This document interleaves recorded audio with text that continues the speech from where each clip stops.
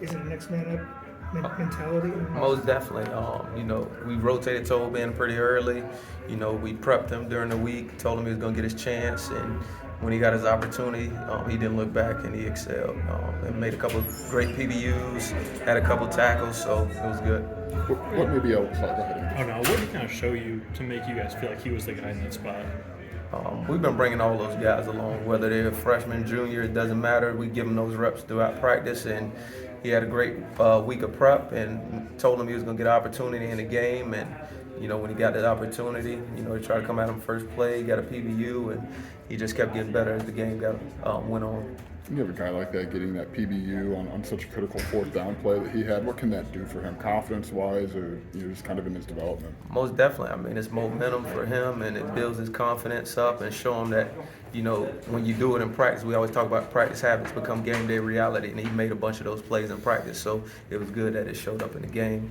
And then it's kind of hard to miss the length that he and Sabor add to that room. How does that help you guys out there? Oh, most definitely. I mean, length is going to give those guys the advantage, but, they still have to understand they got to stay on top of receivers. We like for some of those PBUs to be interceptions, and, that's what we're challenging those guys on, not just being satisfied with a PBU. Let's take the ball away. Let's create takeaways, give the ball back to our offense so they can, get some points on the board.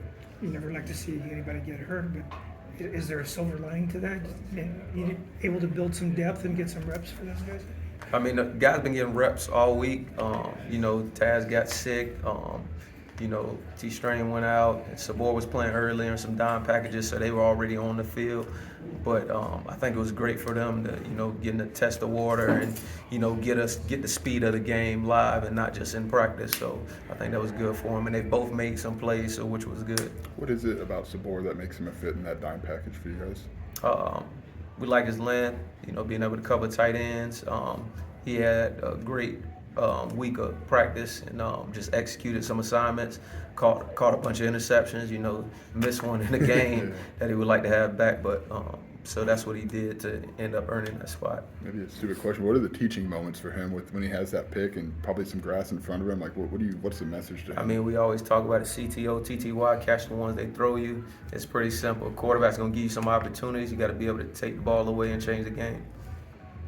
There's some challenges this week. Purdue likes to put the ball in the air quite a bit. Yeah, I mean, Purdue's a really good offense. They got fast skill. They're physical up front.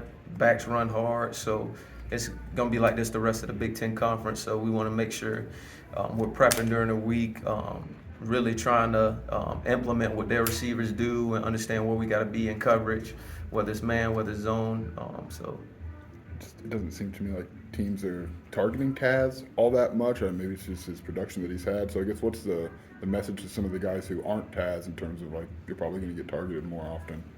Especially for us on the outside, man, zone, doesn't matter. We're thinking the ball coming our guy every single time. The moment that you think that he's not coming, that's when the ball comes. So, I don't try to tell him, hey, you're going to get a target here, you're going to get a target here. We all got to be locked in every snap and denying our guy at the end of the day. How much confidence can just seeing your two of your younger guys do that just go into the next game or this stretch of Big Ten play here? Oh, it was big for him. But like I told them, that was Saturday. This next game is up. Can you do it again is the biggest question. Can you perform just as well as you did? How do you find that out? It's going to start in practice, and then you do it in practice, it'll show up in the game day. I mean, how do those guys look? I mean, I guess today is your first day back. Yeah. Just are you coming off of their first real big run? Good, man. They're always going to have a tough week. I'm always going to challenge those guys no matter what they did on Saturday.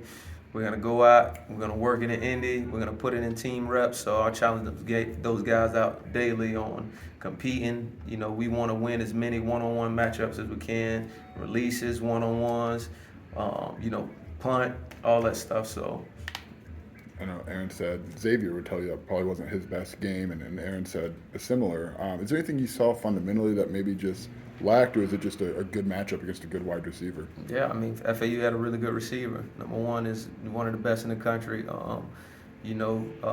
Zay made some plays, and then he got beat on some plays. All we can do is look forward and look at those plays where we got beat and say, all right, how was my technique here, or how was I in zone here? and try to use that and work that in practice, because usually, it's a lot of copycat. What one team sees that the other team do and have success, they'll bring it the next week. I guess, speaking of Xavier, do you guys practice the knock your teammate down if he tries to run the interception out of the end zone? That was a smart move. That was a vet move. He says he wasn't going to run out, but Xavier just wanted to make sure. So that was big time there. So I'm happy with the interception, get the ball back to the offense. Has he been a guy, Xavier, who's kind of stepped into? I mean, he's a sophomore, but it seems like his voice, his role is a little bit older than that. Has he been a guy who stepped into maybe a larger spot there? Yeah, definitely. Xavier definitely leads younger guys around him and tries to help them out. When he's off to the side, he's trying to coach the younger guys up, give them little tips, just like he was last year. He was in their shoes, so he kind of knows what those guys are going through.